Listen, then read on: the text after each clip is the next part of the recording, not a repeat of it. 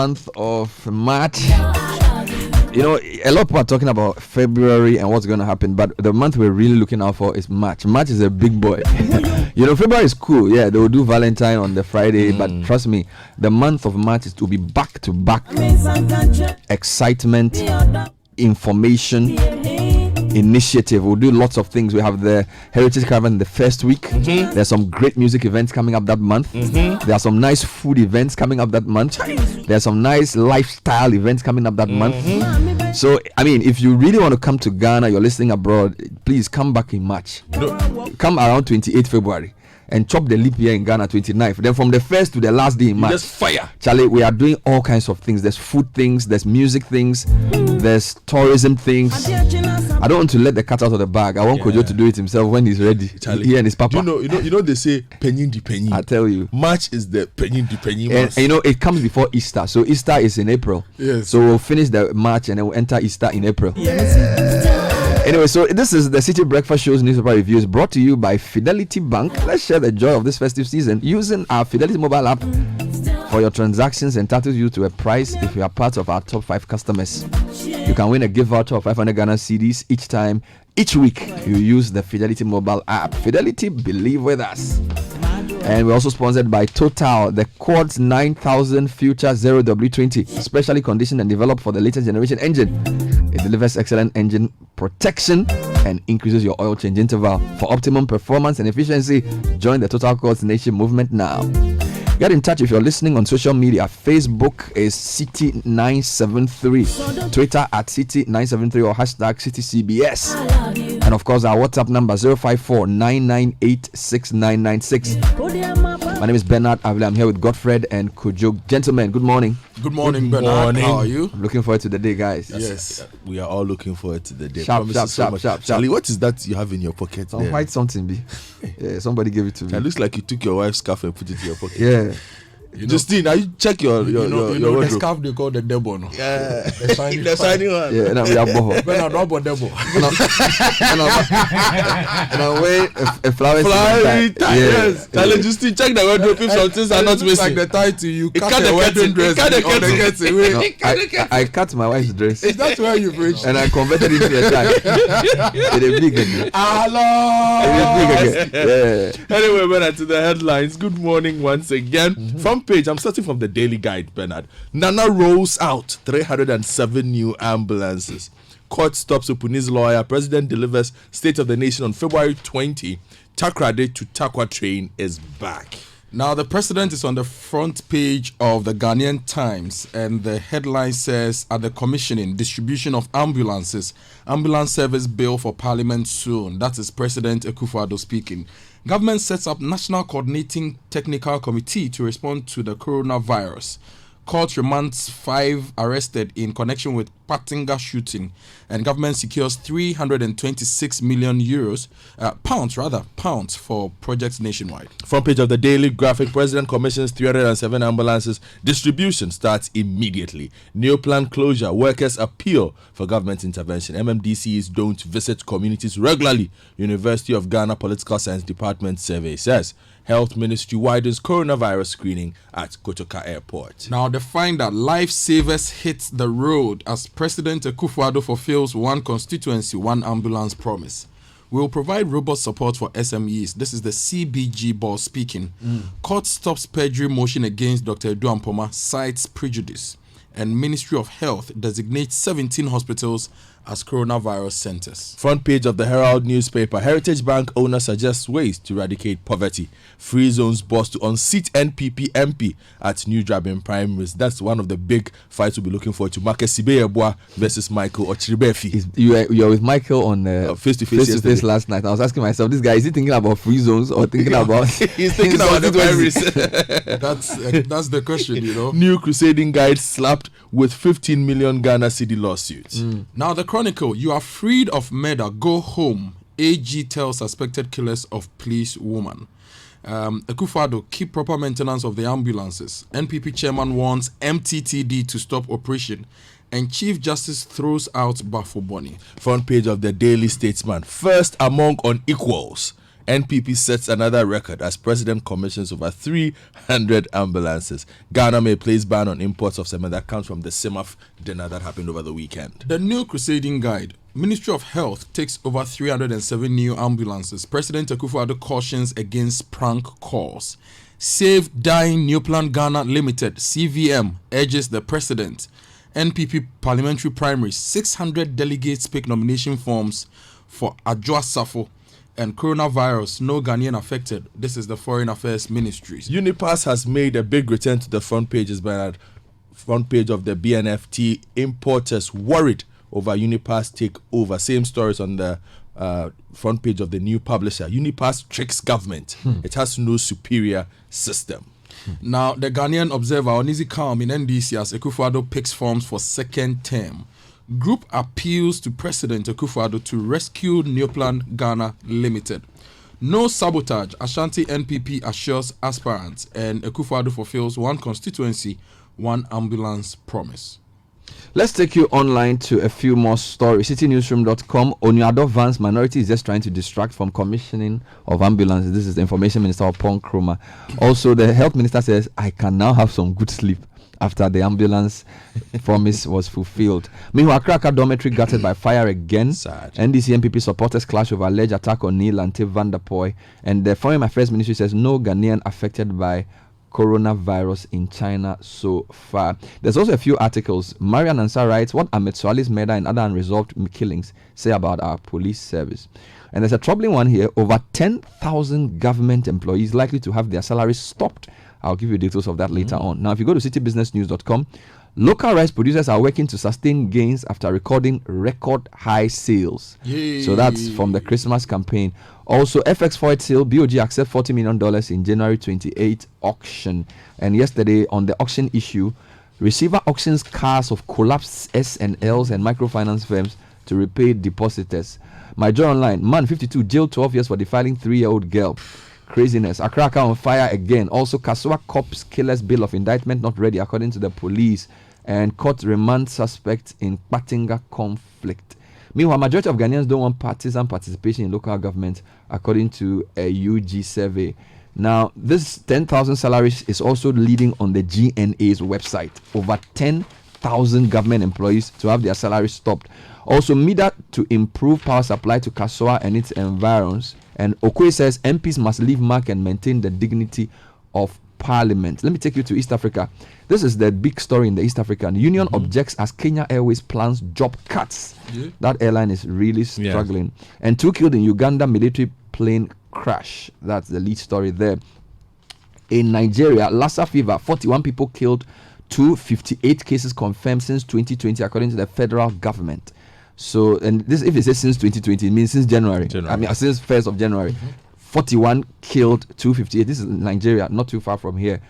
And then if you go to Washington, McConnell says he currently lacks votes to block witnesses. This is getting interesting as Trump's defense team urges senators to end the proceedings quickly. That is exciting TV. We don't know if Donald Trump is going to be president by end of this year.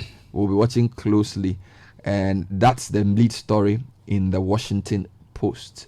So let's come straight to ambulances. Okay, the various stories. Let me take you to the front page of the Daily Graphic. Then, henceforth, the number to dial for any form of emergency help, whether for police, fire, or ambulance services, is 112. President Adedankwa Akufo-Addo has announced. This is because the government has succeeded in arranging for a sole and unique emergency number for all emergency service providers in the country. Commissioning 307 ambulances purchased under the government's one constituency, one ambulance policy at a ceremony at the Black Star Square in Accra yesterday. President Akufo-Addo appealed to the citizenry not to abuse the system, pointing out that 90% of calls made to the providers of emergency services are largely prank calls. He expressed grave concern over the abuse of emergency numbers by Ghanaians in the past through prank calls and said the practice was not right, as it endangered the lives of Ghanaians in need. Now, still on that particular story, he said government will ensure that the needed infrastructure was provided for the needed paramedics and the emergency care training school at Nkankanso in the Ashanti region to help ensure that they train paramedics in Ghana and West Africa. The name of that town is in Nkankanso. Nkankanso. Okay. Other stories on this. The Minister for Health says he can now sleep because the ambulances are ready. This is Kwekwaja Mamenu. He spoke to City News after the program. He actually said this during the speech you gave. Yeah. He said he's commended the president for delivering on the promise of supplying all 275 constituencies in the country with ambulances, and he's been chastised over developments in the health sector, including a promise by government to procure ambulances for every constituency. Mr. President, I want to assure you that tonight I will sleep and I will beg for your permission to be late to work tomorrow. He jokingly said Granted. while speaking at the commissioning of the 307 ambulances. And actually, if you look at the aerial view of the ambulances, this is very good. We need more. Yeah, we need more. And I think the fact That's that they've taken their time to create a system, not just to supply cars, looks very interesting. Let's see how Let's the give system you works. some numbers on the ambulance issue. So until yesterday's delivery, the National Ambulance Service had only 55 ambulances serving the whole country. That is approximately one ambulance serving 524,000 people. Yeah. President Akufo-Addo said the government would, in the course of the year, create 145 new ambulance stations. Nice. This is a promise we must track. Yep. And he said that would mean that every single ambulance would have one ambulance station. And then he said the government was working to address the challenges, indicating that financial clearance had been given for the recruitment of 1,477 emergency medical technicians. And out of that number, 577 had already been recruited. And the process for recruiting the remaining 900 is underway. Now, same page of the Ghanaian Times. Government sets up National Coordinating Technical Committee to respond to coronavirus. Yep. Now, the story says a National Technical Coordinating Committee of experts have been constituted as a national response to deal with the control of the deadly coronavirus should it surface in the country. Also, a case definition would also be developed to help health practitioners detect and manage potential cases. In a statement issued in Accra yesterday, the Ministry of Health further reviewed that the Ridge Hospital and the Tema General Hospital have been designated as initial case management centers, adding that regional directors of health had also been instructed to designate treatment centers in their respective regions. And on that, one of the papers reports that 17 hospitals designated as coronavirus response units. That is the... All right, just a final one here. So Minister of Information is reacting to minorities' concern that government has allowed the Oniado medical outreach vans to deteriorate and rot. Now, the Information Minister has downplayed concerns raised by the minority. The vans were procured by the Mahama administration to assist in the delivery of healthcare in the hinterland. Speaking on Eyewitness News, Minister of Information even questioned if the vans were fit for purpose, and he said government would be putting the vans to use if they were roadworthy. All right, let's move to something else. Yes, let me take the Unipass story. All right. That is also quite interesting, Bernard, on the front page of the BNFT and the new publisher paper. Now, the story on page 3 says that there is growing concern among some stakeholders at the country's ports regarding Ghana's link and its foreign partners Kupia of Korea Customs Service persistent attempts to take over single window operations at the ports. This is despite the fact that they have still not been able to build a new superior and tester system since signing a 10-year sole source contract with the Ministry of Trade in 2018 to take over from the existing vendors GCNet and West Blue. The economic management team, headed by Vice President Dr. Mahmoud Bawumia, this paper gathers, has not been given the comprehensive implementation plan regarding the Unipass takeover. Kupia of Korea and Ghana Link Network Service are yet to provide a demonstration that they have developed a full end-to-end customs technology solution system successfully tested with independent stress report on the Unipass implementation. Now, if you go to the new publisher's version, they say Unipass tricks government. It has no superior system, and that is on page 6 of the paper. And it says that Customs, Excise and Preventive Service SEPS officials are undergoing training on how to use the supposedly new single window software being introduced by Ghana Link Network Service Limited with its overseas partners, Kupia, have revealed that the supposedly new and superior system is same as portions of the ones being used by GCNet and West Blue for the same single window operations. All right, could you run through other stories for us this let's morning? go to the Ashanti region. You know, in December, the police MTTD announced that sometime this month they are going to inspect licenses. Operation Show Your Driver's License. Yes. Now, the Chronicle reports that NPP chairman wants MTTD to stop operation. Are you serious? Yes. For what? Now, the story says What do you do? Mr. Kwesi Abu Bonsra, Amansia South constituency chairman of the New Patriotic Party, has issued a stern warning to the Ashanti Regional Motor Traffic and Transport Department of the Ghana Police Service to discard the proposed operation Produce Your Driver's License or risk being reported to the president. Go and report. Reporting. He wants the Ashanti Regional MTTD to, as a matter of urgency, withdraw their planned operation due to take place from February in the Ashanti region. Now, the Ashanti Regional Commander of the MTTD announced in a statement that effective February 3, 2020, all drivers in the region would have to produce their licenses. But Chairman Abu Bonsra says that MTTD cannot blame the recent road accidents in the region on the availability or otherwise of driver's licenses, adding that there was the need for the Ashanti Regional MTTD administration to take a second look at measures at reducing the road crashes rather than inspect licenses. What business does MPP chairman have to do with how a place is governed? Let me give you more for you to understand where he's coming from. Okay. He says the timing of the exercise is wrong. As determined by him. That's determined by him because it's likely to make some people and some party unpopular if the police are clamping down on people. And that if the police...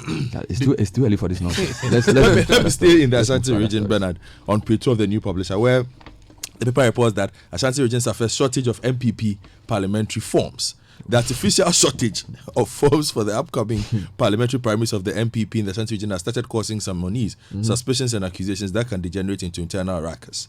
Reports say the Ashanti regional branch of the party led by Bernard Ntribosi Akoike Wontumi has released a maximum of 3 nomination forms to each constituency in the region so far. Meanwhile, there is high demand for the forms, and if the shortage is causing suspicions, the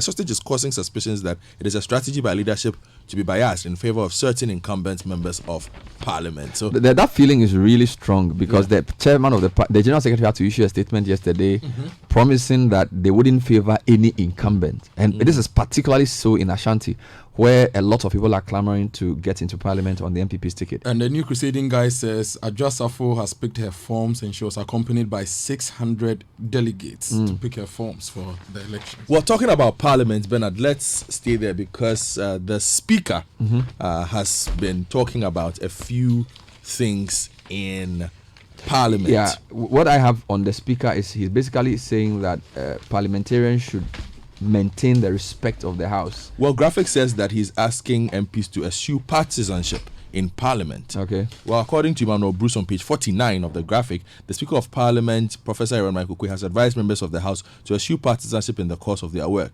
He reminded them of elections this year and urged them to avoid their usual politicking and go about their work diligently. That, he said, was necessary to maintain the integrity of the country's legislature. The Speaker said this in his opening statement of the 4th and final session of the 7th Parliament. Quote, "Since we are in the election year, I will implore that we do not allow undue interventions into this House by the politicking that is done outside. We still want to maintain the dignity of this House." Now, let's do Accra briefly. Then you take me back to the Neoplan story because there's still a Neoplan issue. Now, Accra Academy dormitory gutted by fire again. This is on citynewsroom.com. A dormitory at Accra Academy Senior High School has been gutted by fire for the second time in about 2 weeks. The dormitory in the Bubuyashi Base Boys School, at the Alema Hall, was completely burnt by the fire, according to City News Kojajiman, who was at the scene. Fire service personnel were able to put the fire under control after a while. After the last fire, which took place on January 15, authorities of the school appealed for support to rehabilitate the dome that had been gutted, but it's the same dome which had now been further raised. Addressing a delegation from the Accra Police Command and Okankwe South Municipal Assembly, the board chairman of the school, Wilson Tai, said, "Now our major problem is where to put the children because we don't have enough boarding space." Wow. Yeah, and the pictures are pretty disheartening. Yeah. And Kojo actually has full video. If you were watching CNR last night, it was a breaking story. You could actually see the thing burning live from a distance. Really, really sad indeed. Yeah, the Accra should do a fire audit of sorts of their facilities. Exactly, Yeah. what's going on now, there? Yesterday, I also noticed that the GRA office at Circle, which got burnt, is still not being used. They've not refurbished it. I think it's taking a bit too long. We should fix it for them to use it. Now, I'll take you to the CVM story, which they're appealing to the president to save New Plan Ghana. Yes. And their statement is signed by Razak Kojo Puku, founder and president of CVM. And they are saying that as a result of the closure, all employment contracts with New Plan Ghana Limited will be terminated by 31st January 2020. And they want the president, let me just quote what he wrote. "We are urging President Akufo-Addo to intervene and save the collapsing New Plan Ghana Limited, since his appointees at the Transport Ministry have failed woefully to support the company. The government has an obligation towards Ghanaians. The government cannot continue to rely on the importation of Chinese, Korean and Indian buses at the detriment of New Plan Ghana Limited, a company that the government of Ghana owns 55% shares in.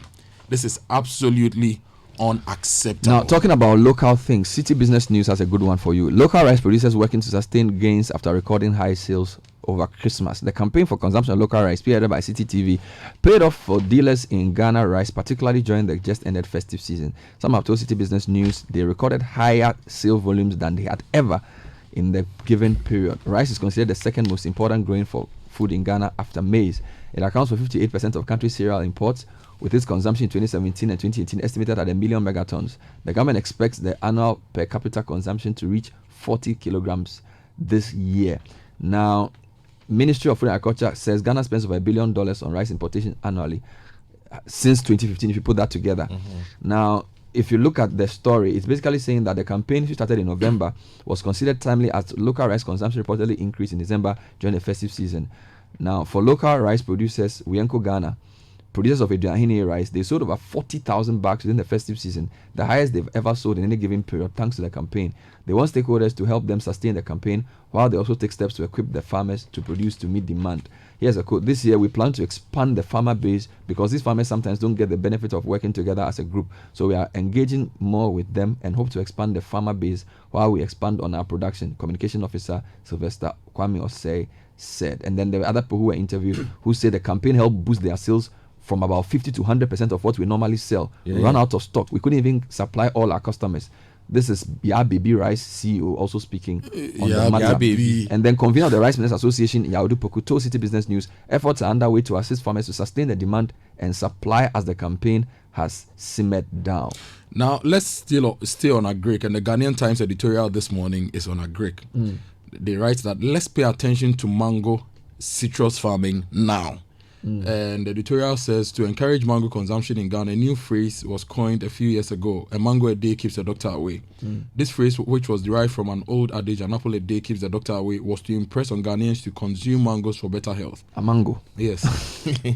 Importantly, the more mangoes are consumed, the more trees would be planted, and as a nation, the more employment and income would be created for the citizenry. And they write that agronomists say that mangoes can be planted in the savannah, northern Ashanti, like almost the whole of the country. So they are imploring on the government through the Ministry of Agric. They are imploring the government through the Ministry of Agric to assist farmers to eradicate all the diseases affecting mango farmers through research, and also support mango and citrus farmers to make the industry thrive to be the biggest. All right, after your stories, I want like 2 minutes. I have a few international stories. Okay, so let me just give you two quick headlines then from pages 54 and 55 of the Daily Graphic. Let me take you 55 first. Media Commission appoints committee for GBC reforms. Okay. The National Media Commission has appointed an 8-member committee to spearhead the reformation of the Ghana Broadcasting Corporation to make it a functional and meaningful public broadcast entity. In a statement issued by the NMC in Accra last Monday, the committee is expected to examine the relevance of public service broadcasting in the face of media pluralism, assess the impact of GBC as a public broadcaster as against its state ownership. Now, the committee has Ms. Elizabeth Ohene as the chairperson. It has Mr. Ace Ankoma, Mr. Befia Pinti, and Mr. Gilbert Tietia on it. Also have Mr. Kofi Abuakodie, Professor Yakubu Zakaria, Mrs. Wilma Kwamine, and Dr. AC Ansa as members. Now, on 54, Chief Justice rejects petition against Justice Chebafo, if you remember the story, Bernard. Now, Mr. Justice Eric Chebafo, Justice of the Court of Appeal with additional responsibility as High Court Judge, will continue to preside over the trial of the 5 individuals accused of embezzling $4 million belonging to the National Communications Authority during the Eswal Mahama administration. That was the decision of the Chief Justice, Mr. Justice Kwesi Enin-Yabua, when he rejected the petition calling for Justice Chebafo's recusal by one of the accused persons, Eugene Bafu-Boni. All right, now there's a story that's pretty alarming on GNA's website. It's also on citynewsroom.com. It says over 10,000 government employees to have their salaries stopped. Story says a payroll audit by the Auditor General has uncovered that over 10,000 employees have either no justification or sufficient information to continue drawing salaries from the public purse. It has therefore asked the affected employees to make themselves available for enumeration between January 28th, that's yesterday actually, to February the 11th at the Audit Service Headquarters Payroll Audit Branch to avoid disallowance and surcharge. This was contained in a press statement signed by the George Swansea Winful, Deputy Auditor General of the Central Government Audit Department. It said, notice is given that the Auditor General intends to disallow the continuous existence of all unaccounted for employees on the payroll and surcharge the amounts involved against heads of department, heads of management units, and the persons involved. So if you're an affected worker, please go and enumerate yourself. Now, let me give you a couple of stories that will come from the region.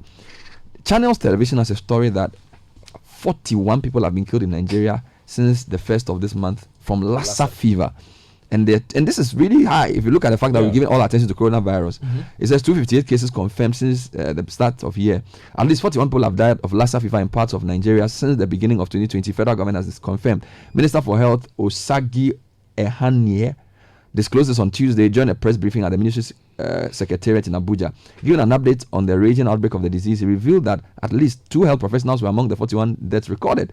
Now, he added that there were at least 258 confirmed cases recorded across 19 states in the country. He urged Nigerians in various parts of the country to practice good hygiene and protect their food from rat contamination. The minister spoke about the outbreak of coronavirus in China, Germany, US, as well as 2 African countries. He noted that the Federal Health Ministry had issued an health advisory in the outbreak of the disease, saying that the risk of importation was high, even though no single suspected case had been reported in Nigeria.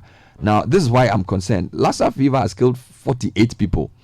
And that's Nigeria, and coronavirus has killed 90 something. So, and both are diseases that can be they call it communicable, so we need to be careful. Then there's a very good article in the Mail and Guardian of South Africa by Mamadou Savadogo. Now he titles it "The Changing Face of Burkina Faso's Terrorist Threat." Now I'm reading this because of what you said yesterday. Now it's a really thoughtful article. It's basically saying that Burkina Faso has been experiencing regular attacks led by armed terrorist groups from neighboring countries. But now the country faces a new threat. Terrorist groups are flourishing within its borders. Then he talks about how, unlike the approach taken by jihadist movement in Mali, this Ansar al-Islam didn't try to take control of parts of the country. They rather plunged the entire province into widespread violence by using rhetoric based on the fight against social inequality, injustice, and poor governance. Yes. Its rhetoric, which targets security forces and the state, resonates with the people in these areas. Now, Ansar al-Islam is not the only group sowing violence in the north. Since 2016, the country has been threatened by terrorist groups from Mali, who have found a rich breeding ground in the Sahel region of Burkina Faso. Although they are still using Mali as their home base, they greatly rely on Burkina citizens. In this part of the country, the group to support Islam and Muslims, whose modus operandi involves kidnappings, attacks against state symbols, and improvised explosive devices, become a force, a beacon for the Ansar al-Islam and other small militant groups. Now, he's basically saying that they also do trafficking, criminal activities in peace, with protection from the group to support other people. And then he says now the group is also establishing itself in rural bases, and they are quite pronounced in rural areas, allowing criminal groups to flourish. Extremist groups in Burkina Faso are unique in that they do not live in the area they have conquered. Instead, they remain remote to take advantage of the difficulty to reach them. And then he says rural populations also have a negative view of the government and centralized power. This includes abuse and violence by law enforcement agencies, and therefore the groups are able to they are thriving based on all these things. Now, the combination of poverty, lack of public services, security forces, inefficiency, and neighboring countries' instability has contributed to the growing radicalization of civil populations in Burkina Faso. What is more, the cruel, degrading treatment and torture of individuals at the hands of the defense and security forces can give rise to a desire for vengeance.